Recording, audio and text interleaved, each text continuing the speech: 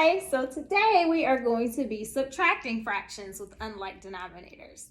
Just like yesterday, we added fractions with unlike denominators. We have to make our denominators the same in order for us to add or subtract. So I have the equation 7/8 minus 1/4. And right now, my denominators are not the same. However, I can change my fourths to eighths and make them the same. The way that I do that, I can keep 7/8 the same. But in order for me to change fourths to eighths, I can multiply by 2. And when I multiply by 2, I have a denominator of 8. I also have to multiply my numerator by 2, and 1 times 2 is 2. When I subtract, because now I have the same denominator, I have 7 minus 2, which is 5, and my 8 is my remainder, or my denominator, and it stays the same. One more equation that you may come across, 3 6/10 minus 2 1/5. These are mixed number fractions that we're going to subtract today. And again, don't forget your whole numbers. I have different denominators, so the first thing I have to do is change my denominators to make them equal.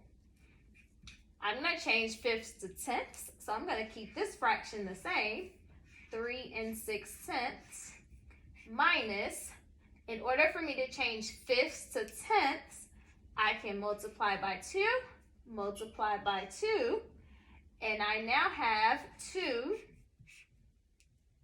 10 is my denominator. 1 times 2 is 2. Now I can subtract. Don't forget to subtract your whole numbers. 3 minus 2 is 1. 6 minus 2 is 4. And I have tenths as my denominator. Now, I can simplify these two fractions. And I know that because I have two even numbers. So I know that 2 is a factor of both. So when I simplify, I divide by 2, divide by 2, and I have 1 and 2/5 as my final answer. Another equation, this one will involve regrouping because, and I'll show you once I change my denominators. So right now I have thirds and sixths, different denominators. I can't subtract as it is unless they're the same. So in order for me to change thirds to sixths to make it equal, I would need to multiply by 2 and multiply by 2. So my equation now is 4, and 1 times 2 is 2. My 6 will be my denominator, minus 1 and 5, 6. Here is where my regrouping will come to play. I can't take 5 from 2. So I'm going to have to regroup, change some numbers around, just like in regular subtraction. So I'm going to switch markers.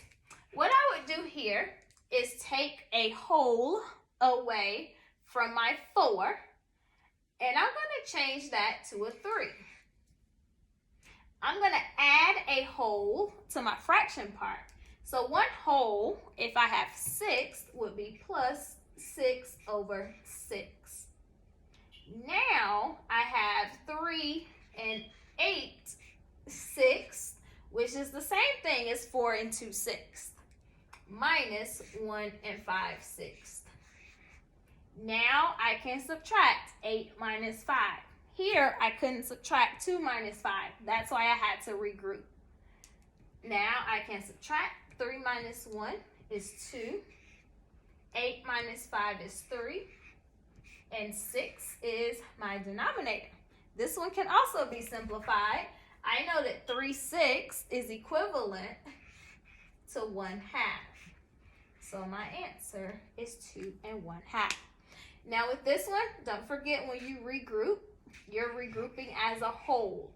If my denominator was an 8, I would add 8/8. If my denominator was a 5, I would add 5/5. So you're adding whatever your denominator piece is for your whole.